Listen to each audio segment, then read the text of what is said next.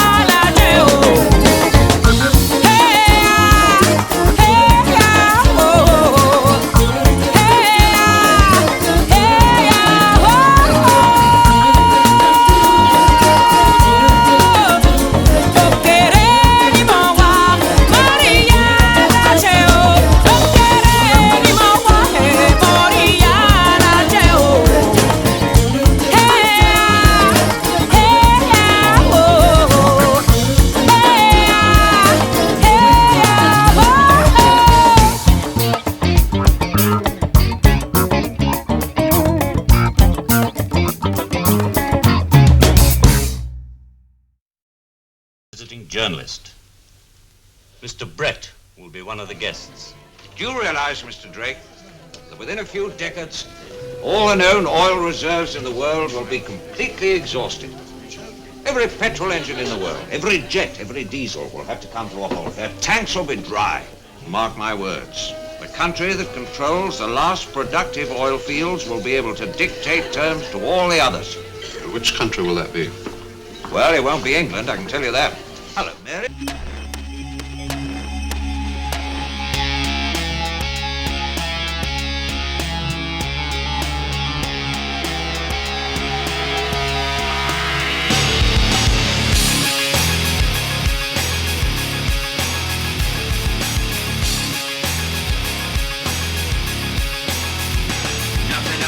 All these thoughts and the pain attached to them. Sometimes I wonder why this is happening. It's like nothing I can do would distract me when I think of how I shot myself in the back again. Cause from the infinite words I can say, I put all the pain you gave to me on display, but didn't realize instead of setting it free, I took what I hated and made it a part of me.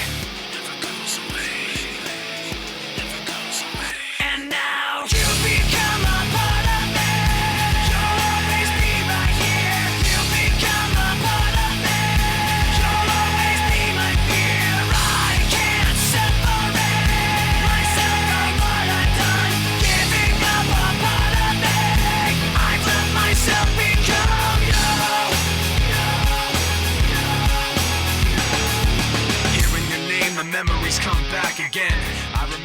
it started happening. I'd see you in every thought I had, and then the thoughts slowly found words attached.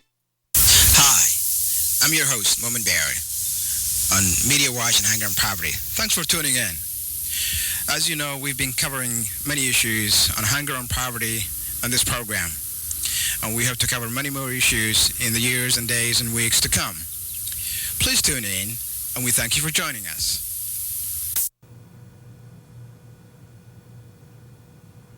Hello and welcome to Media Watch on Hunger and Poverty. I'm your host, Bill Schickler. And today we're doing the second in a series of programs on issues that involve Native American people, sometimes referred to as American Indians. And with us on this program is an activist who's been active in Native rights issues for many years, but not only Native American rights, but issues in dealing with the environment and with peace. This gentleman has been involved in the peace movement, not only with Iraq, but prior to Iraq. And I'm talking about our guest, Jay Winter Nightwolf. Jay, welcome to the program. C.O. Bill, how are you? Very good.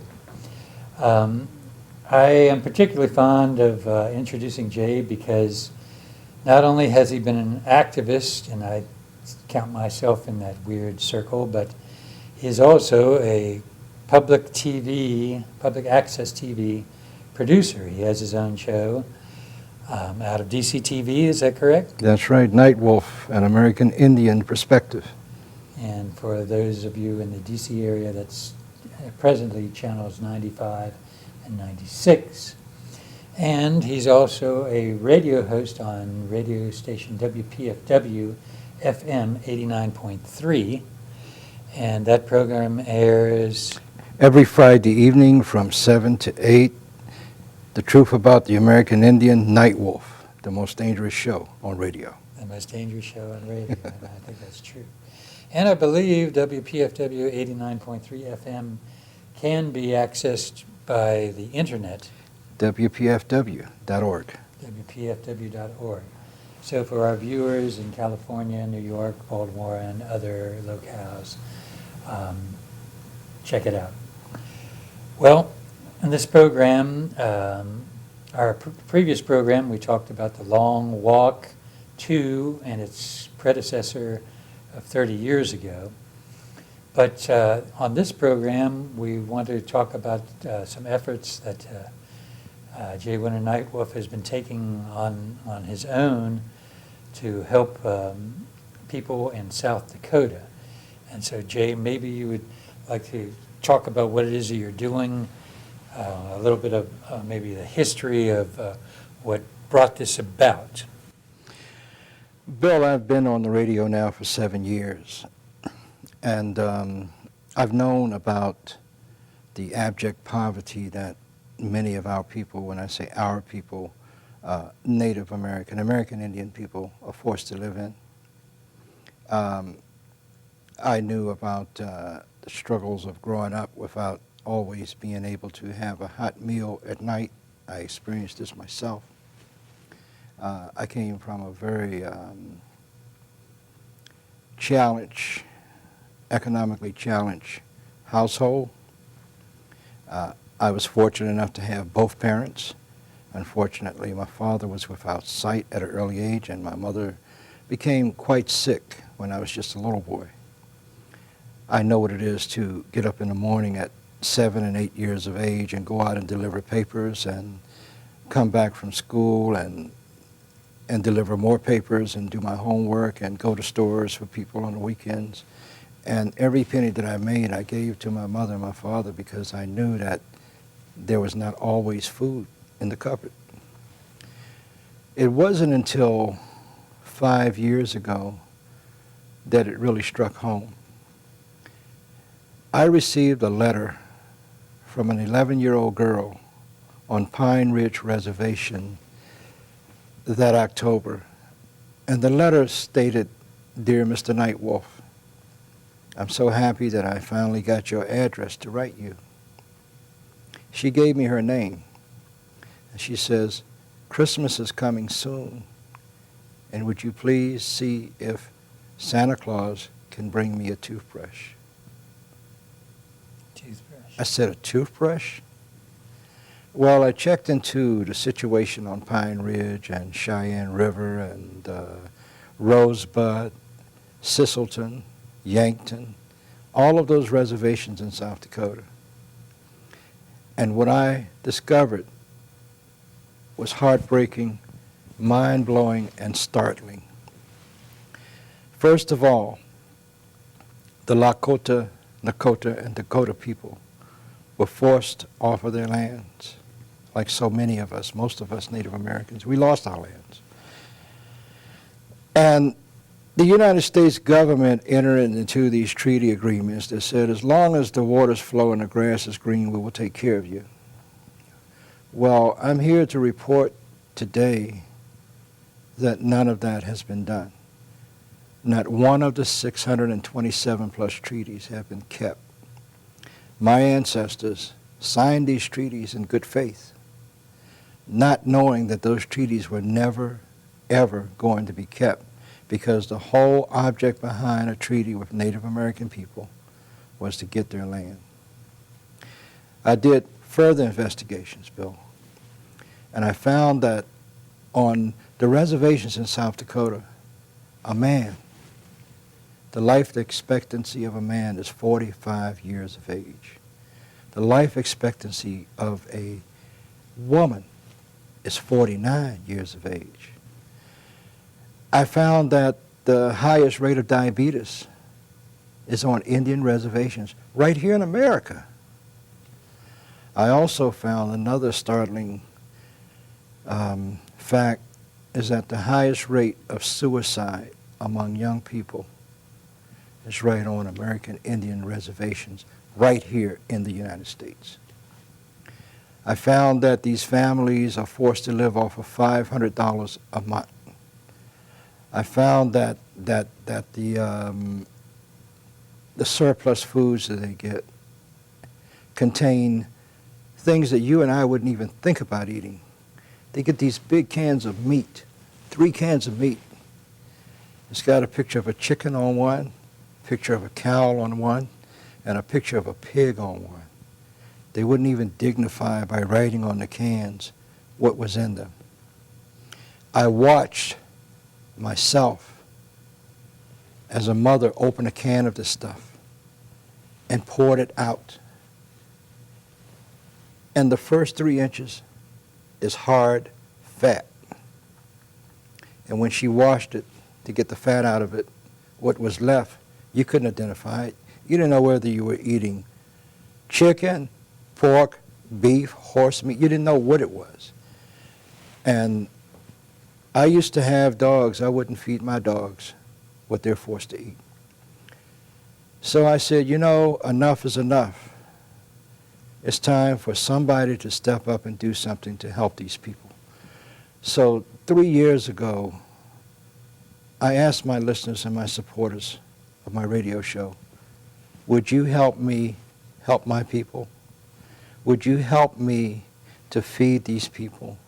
Would you help me to put a warm coat on their back throughout the winter? The temperatures go down to 85 below wind chill factor. 85 below. 85 below. They don't have money to pay for fuel.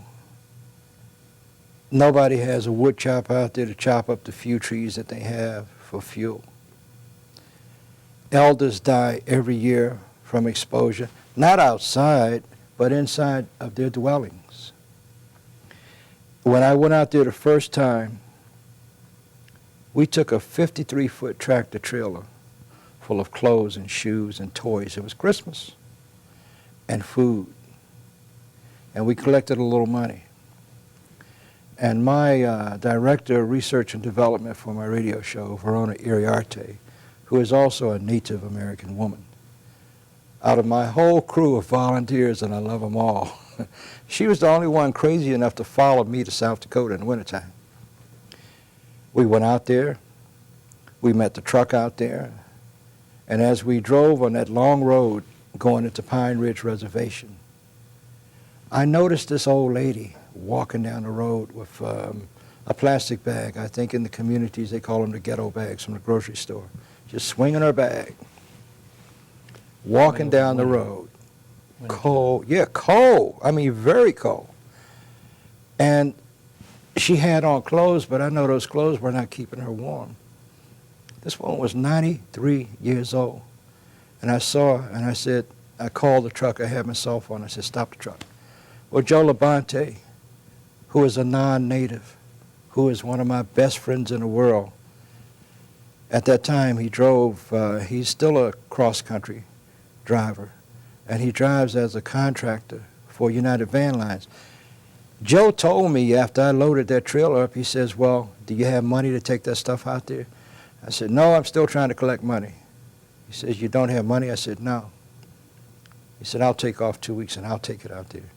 I said, but we can't pay you. He said, did I ask you for any money? I said, well, we got to get a trailer. He said, I'm going to call United and see if they will donate us a trailer. And our first trip out there, United Van Lines donated a trailer. We loaded that trailer up, and we headed west. And we met them. You know, we couldn't follow them. So we were able to secure through these bonus points for flying and stuff like that. People gave us that, and the little money we had, we got airline tickets, and we flew into Sioux Falls, South Dakota. The truck got there the next day. We met them, and there we were behind them. And when we met this lady on the road, I said, you know, just stop the truck, Joe, stop the truck. He said, well, what's the matter? I said, everything but nothing, just stop the truck. The old lady walked past the car. I said, grandmother, where are you going? She says, oh, I'm going home. I said, well, where do you live? Over there, that little house by the trees. I said, that's a long walk. How far is that? Oh, that's about 5 miles. I said to her, I said, okay. And I noticed that she had in a bag a stick of lard, 2 potatoes, and an onion. So, you know, being who I am, I said, oh, you're going to have some good potato soup tonight. She says, oh, no, this must last me 2 weeks until I get my check. 2 weeks. 2 weeks. We stopped the truck. Pulled some stuff off the truck. We got blankets, we got coats, we got everything that we could get for her. Followed her home, went home with her. And it was cold in that house. I said, grandmother, don't you have heat? Oh, no, I take my blankets and I get in my bed and cover up real good because I can't pay for the propane. It's too expensive. I said, but you got a wood-burning stove. Well, I can't buy wood. So we made arrangements for that to happen. This is just one of the many, many incidents and cases of how these people are forced to live. That's why I do what I do every year. Our first trip was out to Children's Village. And Children's Village on Pine Ridge Reservation is ran by an elder and his wife, Louis Winter and Melvina Winter. These people are in their 80s and 90s. For 25 years with no assistance. Just Louis, I call him Uncle Louis, little Social Security check. He has taken in 5,000 children, abused and neglected children, and held them until the county services came and got him. I mean, he was like the go-between house. 5,000. Get a little bit of money per child, but that's not enough to take care of them. So what we did, we dumped a lot of stuff there, clothes and food and everything else, and we decided that this is going to be the mission from now on. So now we do South Dakota, and last year we did the 3 affiliated tribes of North Dakota as well. Which are? The Mandan, Hadasta, and Arikaras. And, you know, we don't have money to do this with. You know, what we get is what people give us to take out there. And the people in the Washington metropolitan area have been so gracious and so kind that they have given us new things. They've given us slightly used things, but they gave us the kindness of their heart and their compassion for their fellow man and woman. We don't want to jump ahead of ourselves here, but just so people know, that you have a website or some way of people communicating with you for support in this, I assume, as Yeah. time goes on. I have a website that's being developed, but you can still go to it now. It's called nightwolf.com. WINTERNIGHTWOLF.com. And you can always write me at my email address, which is nightwolf, NIGHTWOLFJW@AOL.com.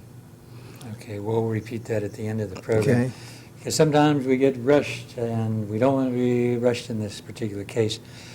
So for our viewers in Santa Monica and New York and elsewhere, we hope to grow this so it's not just a Washington phenomenon, but that everyone who sees this program can be part of the solution.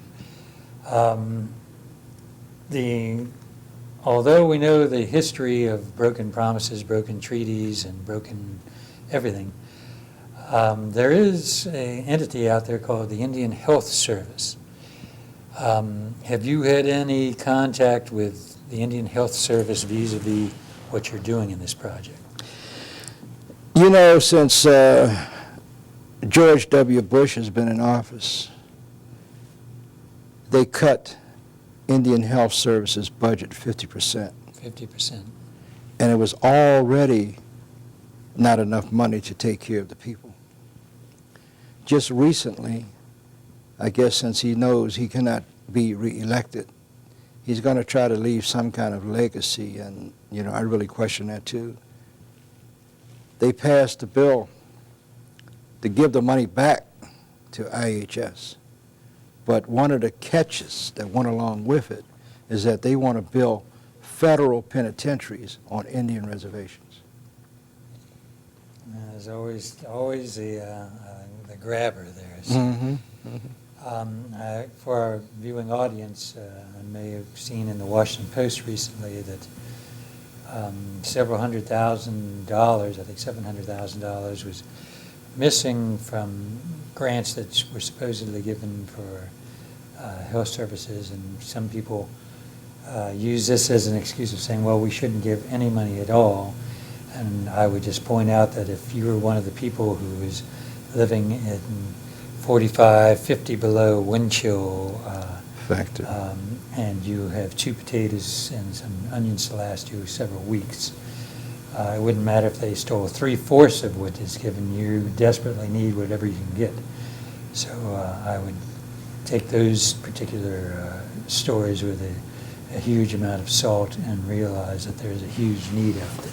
Consider the source. Consider the source. Yeah. So I know, Jay Winter Nightwolf, that you're not going to live to be 197, maybe 150, but you hope to continue doing this for the foreseeable future. Is that correct? That's right, because, you know, Bill, what I do is a path that the Great Spirit put me on. If somebody was to tell me 10 years ago, 20 years ago, Jay Winter Nightwolf, you're going to be a radio talk show host, a voice for your people, you're going to help your people, I would have said, you know what, you're out of your mind, you know. I'll help them the best I can, but I got to look out for me. Well, Bill, you know, I've given up just about everything I have, you know, to do this. Because when I leave here to go to spirit world and I have to meet the Creator, all I want him to do is look at me and say, well, what have you done? And my answer is simple, is that I tried to help the people. I did the best I could. I can't solve all of the problems in Indian country when it comes to poverty and hunger. But you know what? If I don't do something, can you imagine the guilt that I'll have to carry beyond this world? And that's a heavy burden. The burden is already heavy enough here. And I don't need to walk into my next life carrying this burden. So, if I can make a child smile through the efforts that we do, if I can feed somebody, I met people that had not eaten for a week when we pulled in there. And it wasn't because they didn't want what they had to eat. It was because they had nothing to eat. There needs to be a concerted effort from what I do and every member of the human family. The red, the black, the white, the yellow, those colors that you wear on your shirt, those are the colors of humanity. If one of those colors turn up missing, then everything else is in jeopardy. But all of us need to realize that we are each other's brothers and sisters keepers, whether they like it or not, or we like it or not. That's just the way it is. Our destinies are inextricably bound. We're the same people. You know, your skin is lighter than mine, but you know what? Your blood is the same color as mine. If I needed a transfusion, a type O transfusion, and you had type O blood, do you think I would reject that because you're a white man? No. I look at you as my brother, member of the human family. I would accept it, and I would hope that you would do the same. So my only answer to all of this is that, you know, we got to all pitch in and help. We're facing some difficult times now. The economy in this country has gone crazy because of greed and arrogance. I approach people like Del Monte and all those other people. Not once did they say, yes, we'll help you. I get these letters back that tell me that, well, we give all of our excess stuff to Second Harvest. I got in touch with Second Harvest. They told me that it was too far out there in South Dakota for them to go. So what are you telling me? That the poor people in South Dakota that just happen to be Native American, you can't help because it's too far to go? Don't you have big tractor trailers? What about the white people in Appalachia? You tell me that you can't go there because it's too far up in the mountains? Those are just excuses, right, you know, and it's not right. And I'm just here today as your brother and your friend. And thank you for letting me come on and talk about this, because this is very important to all of us. It's a matter of survival for all of us. Well, J. Winter Nightwolf, we want to thank you for being here and for doing the work that you do. Thank you. And we know that God will watch over you as you continue on, and we'll be part of that. And so we'll Media Watch on Hunger and Poverty, and we will continue follow-up programs on this probably in several months. Thank you. Can I give you that website again? Yes, this website, one more time, is nightwolfpt.2. The site's not up, but you can reach me through that website. That's also an email address. Okay. Once again, I'm Bill Schickler with Media Watch on Hunger and Poverty, and we want to thank you for viewing. See you again real soon.